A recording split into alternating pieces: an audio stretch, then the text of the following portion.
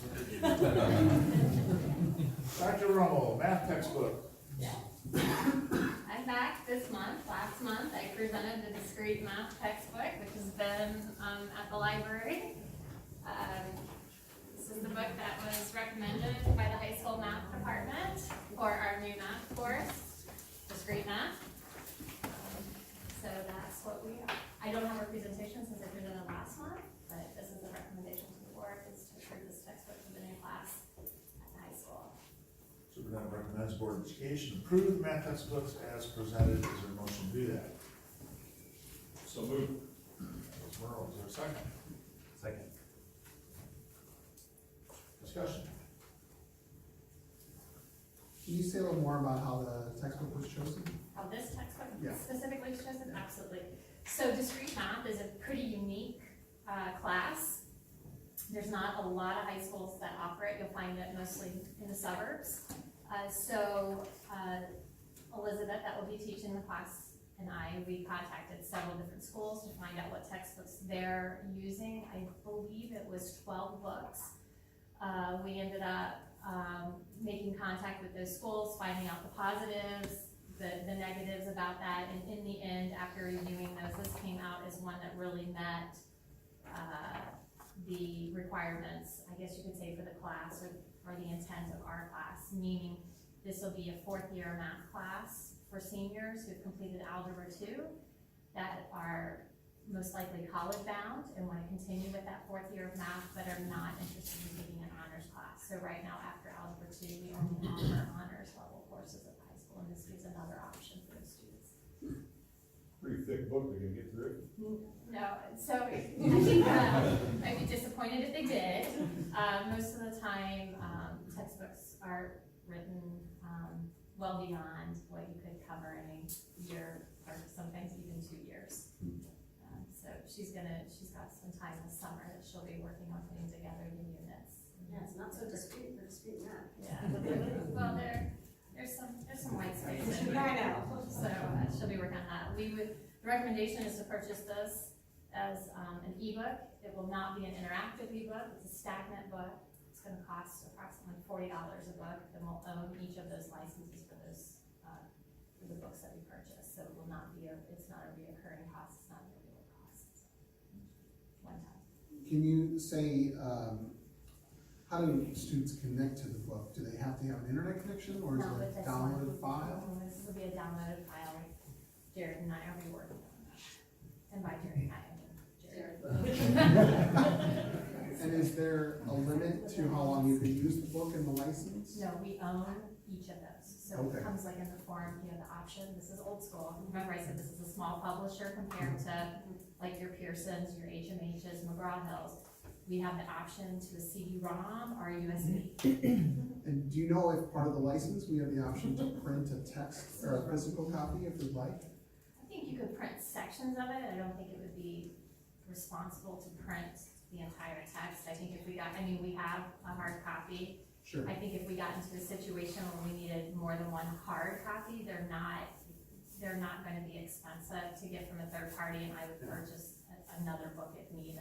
I'm just curious if there are students that want a physical copy, could they print it out? That's something we Suppose see they a lot of could. universities. I suppose they could. Okay. Sometimes textbooks have a restriction on those.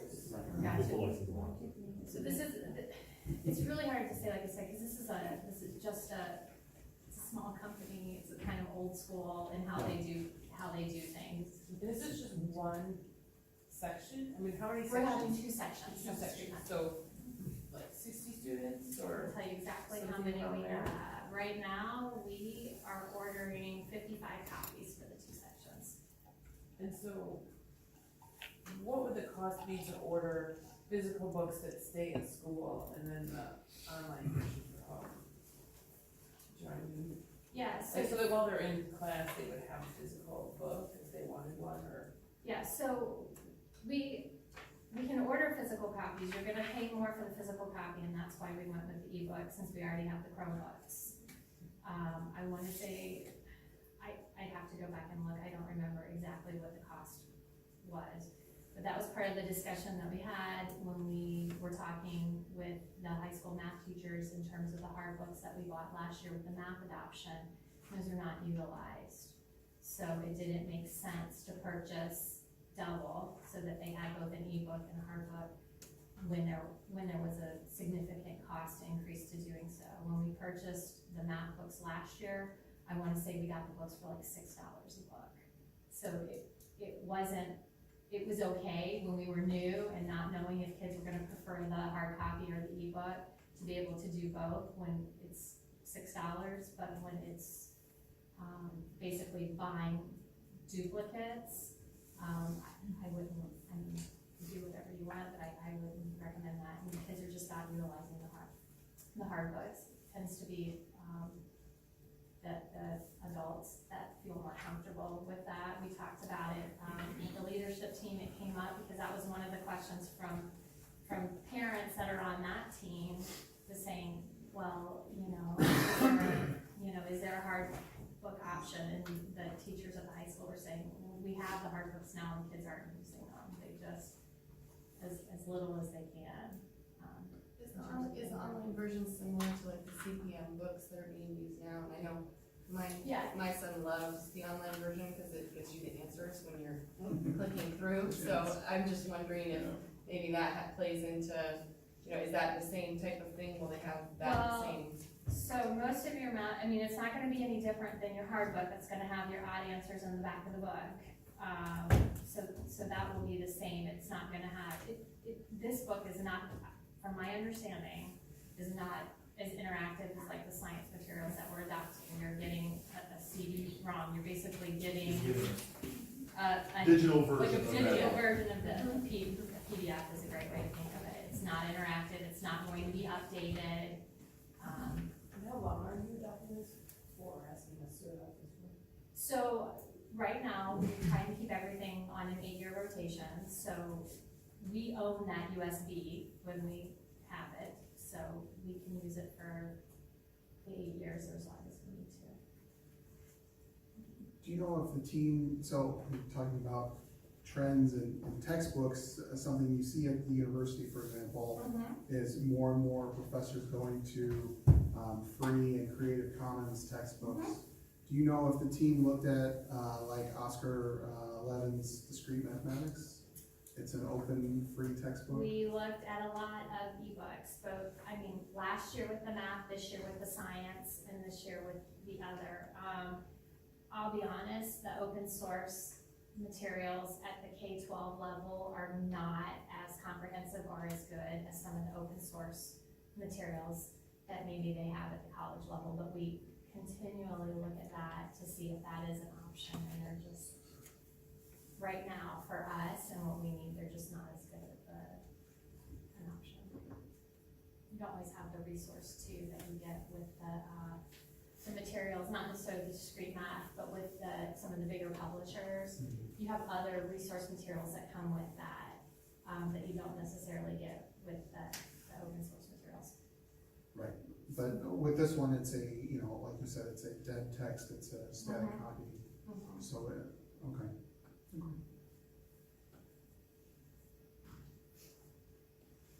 other questions?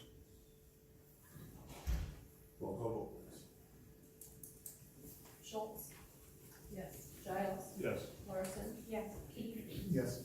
Hennessy, Yes. Hendricks, Yes. McCollum. Yes. Dr. Roll, science books. On back for science. So we have a countertop of science textbooks up there. So as we talked at the last board meeting, 612, team's recommending the HMH product, which is an online book. It is interactive, it is updated on a regular basis. It comes with the teacher, we purchase a teacher resource kit that comes with that includes some other supplemental resources for the teachers to use as part of their curriculum in their classroom. It's got some great accessibility features with it that the special ed staff particularly appreciated, to which general ed teachers chimed in and said, that's good for all kids. So the ability, one feature that they really like that is the ability to take notes. So you can, just like you would do within Google Sheets or within Google Docs, you're able to make a note and pop it, but then you're also able to tab through all of your notes. So if a student's studying for an exam or studying for a final, they're able to tab through their notes instead of, I know sometimes when I go to high school, I'll see some kids that use literal post-it notes within their hard books as kind of their notes and flip through that. And so there's a new way to do that. There's the live dictionary, you can highlight a word and give them the meaning of that word. It reads the text to them. There's just a lot of nice features with that textbook and resource online. For the AP classes for bio and chemistry, and also for the anatomy and physiology, those books we're able to purchase from a third-party vendor. We purchase them that way for about $50 less a textbook. And I just can't match it with the ebooks. I know the kids don't like the heavy books, but I can't match the books to make it feasible to do an ebook for those. Additionally, those publishers, especially like for Pearson, they won't let us go out. They won't let me do more than a 6-year adoption for those particular books. So we'd either have to look at doing a 6-year and a 2-year, or 2 4-year adoptions. The longer you go out, for example, like with the HMH, the longer you go out, the less you pay for each year of your subscription, because they know they have you for that period of time. So the recommendation is to keep the hard textbooks for those 3 classes. Superintendent recommends Board of Education approve the science textbooks as presented. Is there a motion to do that? So moved. Is there a second? Second. Okay, discussion. So when I was looking at the science books at the library, it looked like there was a package that where you were able to get the printed material along with the online version of the material. Did we look at that? For the HMH, is that what you have? Yeah, so yes and no. The HMH materials are online. It's an online interface. They have a workbook option that you can purchase in addition to the online materials. When you purchase the workbooks, you'll notice like on this one here for the junior high, it'll say like B. So each 1 year of junior high covers 3 units, the other 2 grades in junior high teach 4 units within that. Each of the workbooks is $20. It's double the cost of the subscription for the adoption to purchase the workbooks with that. The workbooks are online, so they can take their notes and do all of that within the e-book subscription. That is part of that. They just won't have the physical workbook like you would have. I think the easiest way to think of it is like the Go Math workbooks, where the kids have those workbooks that they work in. Here, they just be doing it online through Google Classroom. I'm just gonna say, I have a real concern here about an online book, and I have even more concern about an 8-year adoption. I don't think it's any secret that screen time is kind of one of the things that's been real concerning for me. I did a little bit of research in preparation for this, and there's some pretty significant studies coming out that directly correlate a whole bunch of things to hours of screen time that kids are in front of. And I just think it's a real mistake to commit ourselves to an online-only tool, given that all the research that comes out that's associated with, I'll just go through some of these graphs. The percentage of kids who are not curious or interested in learning new things by age level, with comparison to the hours of screen time, these lines just go up in a very significant way, with anything over 1 hour of screen time per day.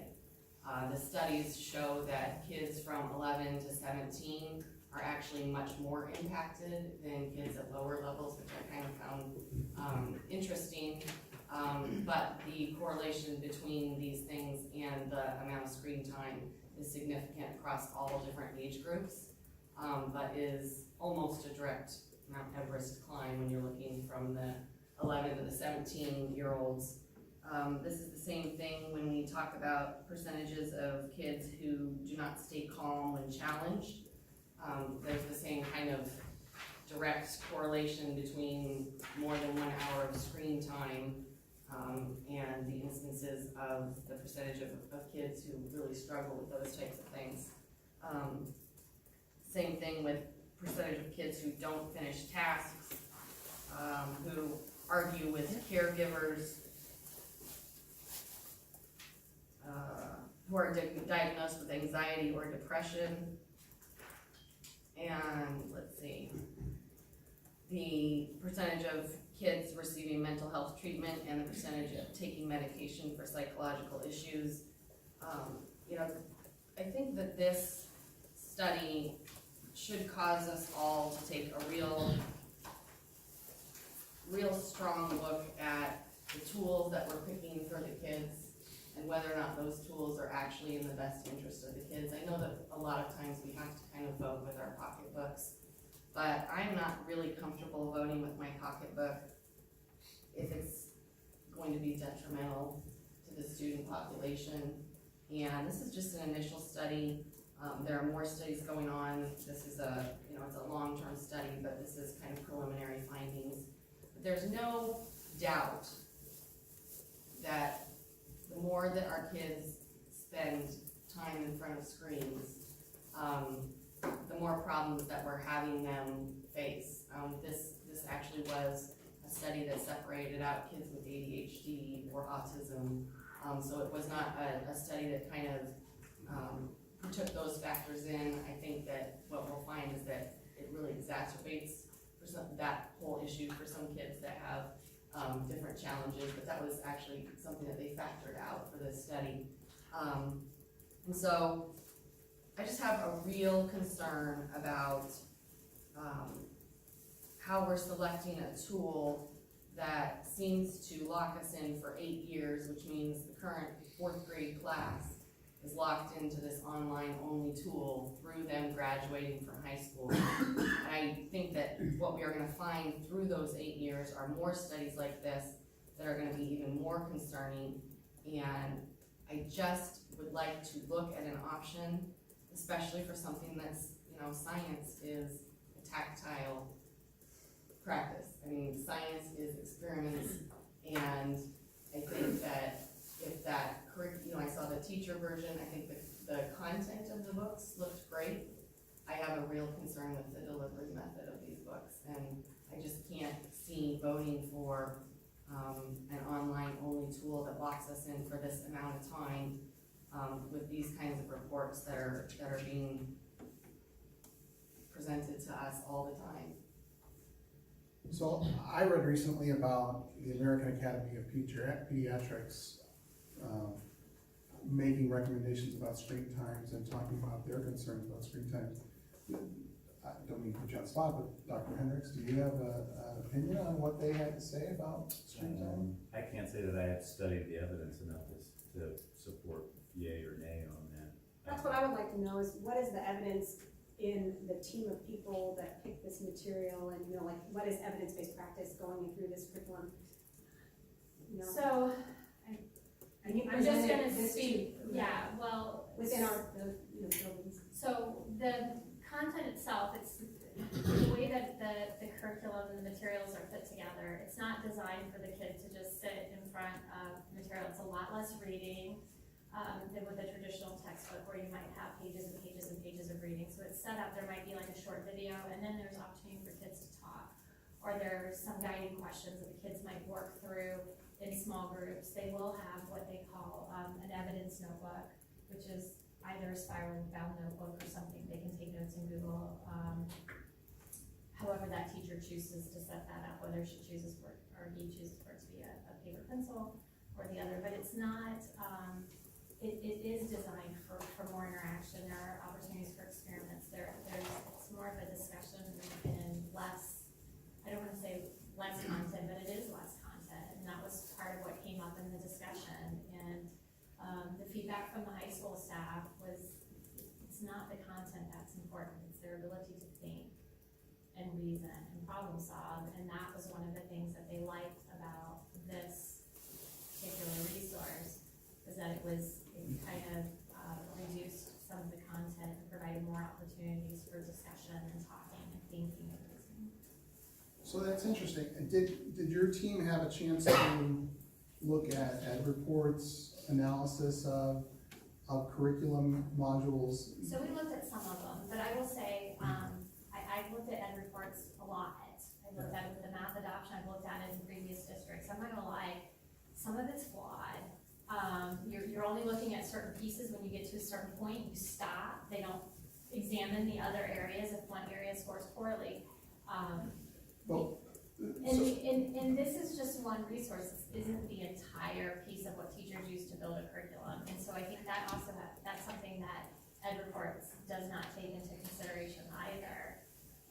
Our Go Math does not get solid greens on that, but that is what the teachers are very manipulative. They supplement with other resources as part of that curriculum. so I bring it up because when you dig down into what ed reports says about HMH's module and why they get the rating they get, they were happy with the breadth of topics, but they were concerned with how the 3 dimensions of the NGSS standards are being applied for that curriculum, and things like engineering practices, and I mean, and it sounds like that's what you were saying that the teachers thought was a strength of HMH's. In the way that they'll utilize it, I would say, I mean, Jeremy Davis was on that committee. He was one in the state that kind of led that and knows a lot about it. He felt very comfortable with this product, felt that it was much stronger than any of the other products that we looked at. The other thing that the committee really liked was something that was consistent and provide some continuity from 6th grade to high school. This is one of the few products where you're gonna have the same platform for bio, chem, earth science, and physics. Earth science is one that is often left out of that high school grouping. A lot of times you'll find, like with Inspire, you can get biochem physics, but you can't get the earth science piece to it. I guess I'd like to call the question, if the committee of teachers made a decision and that's, we want our staff to feel respected and empowered to move forward on a textbook, and I mean, 6 and a half dozen, I wanna respect that decision that they have to choose what they think is best for their students. They are the experts at teaching them, we are not. We can look at research and data, and I appreciate that very much, but like, you've got Jeremy Davis, you gave his credentials, you've given him this opportunity to choose this. I would like to have him feel supported in that, because we're trusting him to educate our children. So I made a lot of effort to reach out to teachers across the board on this topic, because like Megan said, I'm concerned that it's such a long-term commitment for us.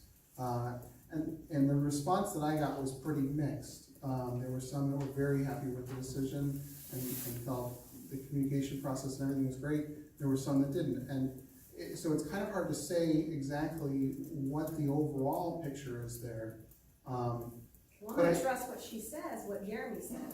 I'm not saying I don't trust what she's saying, but I'm saying that it's part of our responsibility to make sure that this is a wise decision for 8 years and We got textbooks that are $90,000. way older than 8 years in our building now, though.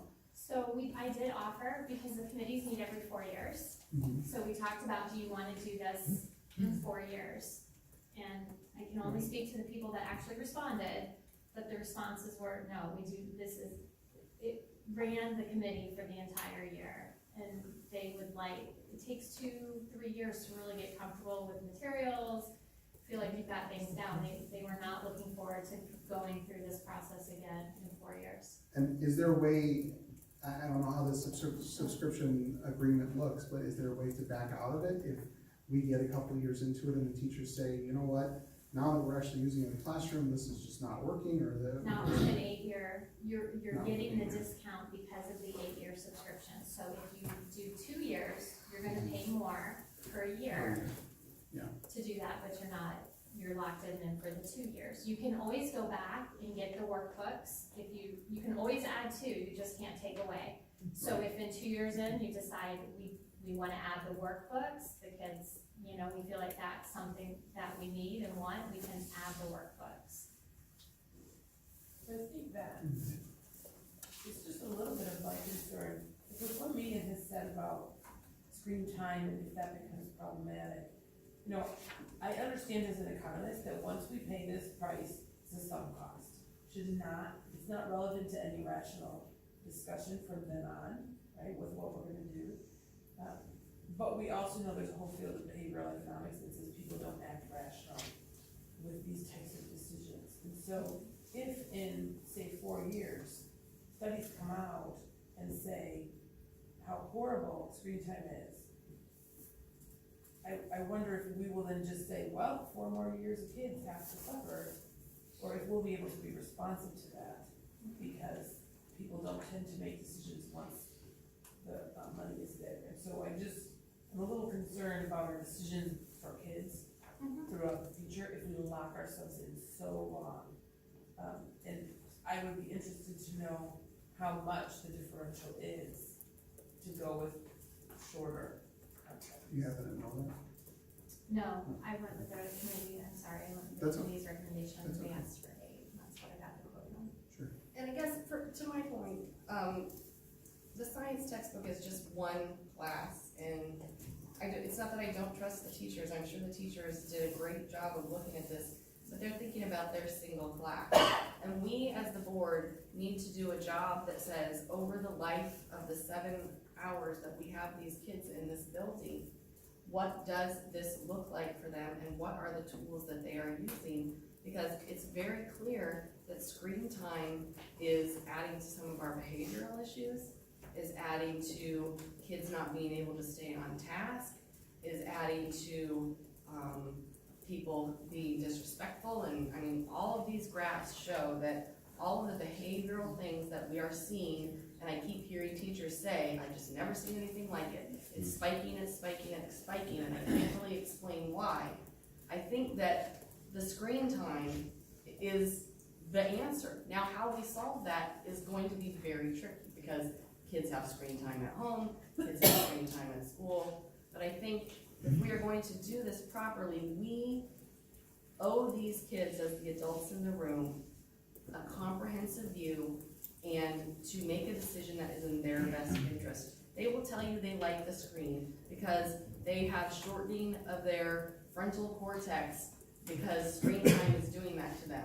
And they would much rather have something say, what is the answer to this, and click it, because that is what we have addicted them to. So I'm sure the kids will say, yeah, that sounds great.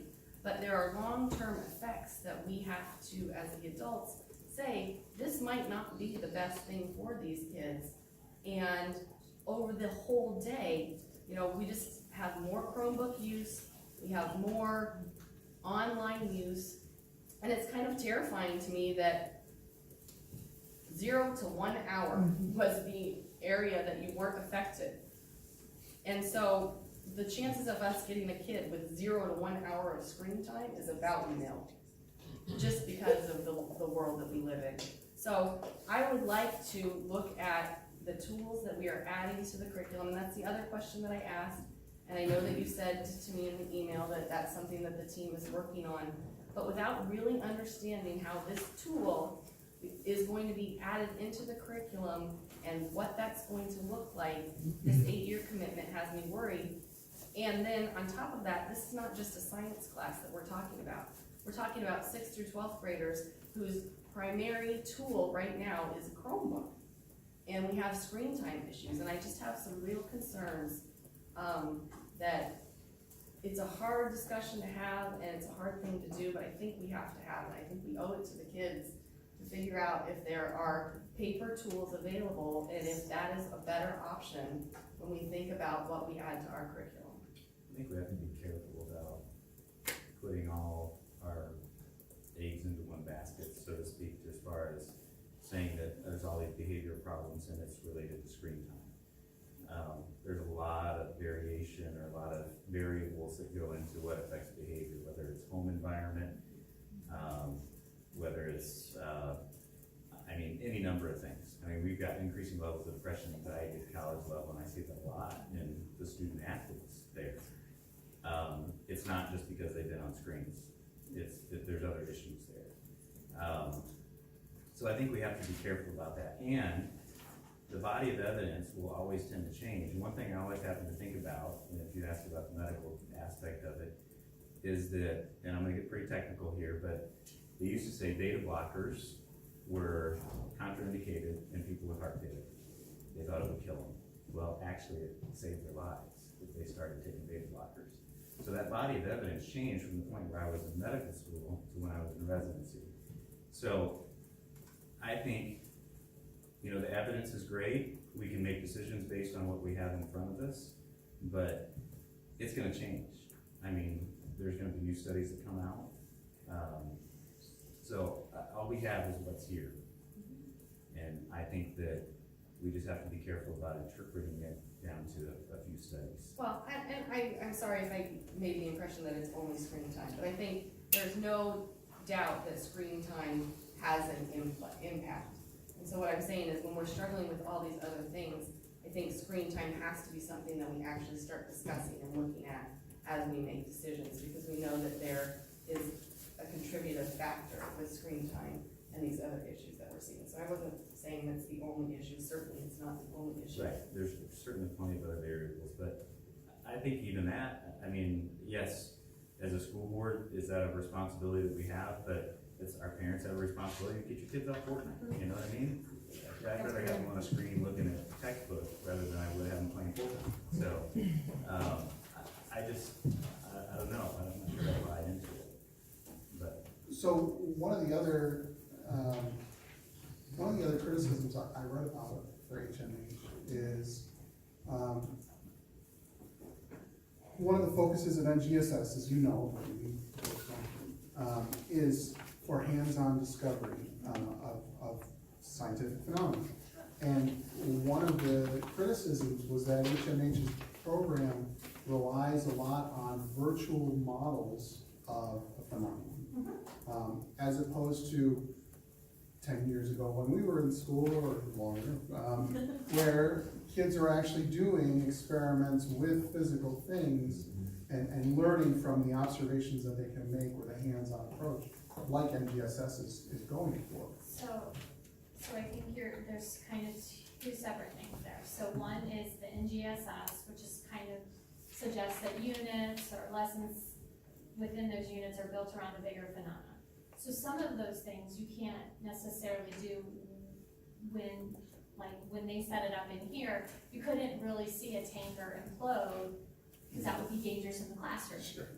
So they have videos and things like that, but there are still opportunities for the teachers to bring in some of the experiments and some of the other things that they do within the class to bring it down to a more 6th grade, 7th grade level where they would be able to do hands-on experiments. I don't think any of that in and of itself is going away. You know, years ago there was that push of, you know, not only project-based learning, but also lab time. That's the research tells us now that that's not really, it's not necessarily all of that lab time. It's not more is better. It's the ones that you do doing them really well and talking and understanding. I think we all did experiments in grade school and we never understood why it worked or what happened behind it or the science or the chemistry behind it. And so I think one of the nice things about this is focusing on one or two things, bringing a couple of experiments into the classroom and really understanding the reasoning why that's happening instead of just more and more. So the books are just a tool, right? One of the many tools that you use in the curriculum. So with it being May 20th and being about to be summer and then the teachers will have a life in the summer, how is the timing gonna work with having, you know, like, I'm a teacher, I know what it's like to adopt a new textbook, and it is a lot of work.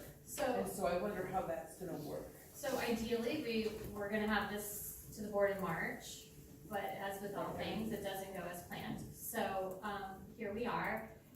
If all goes well, they have training scheduled on Wednesday to get into the textbook and to learn it, and they have some paid time this summer to work on alignment and working with that, just as they do for the discrete math class. We've always offered that. That's a great question. So can we call the question or? But you gotta quit talking when you call the question. You wanna call the question. Okay, we've had discussion, we had the question called. Sorry, what I call the question. No, we don't call the question. Calling the question takes us to a vote.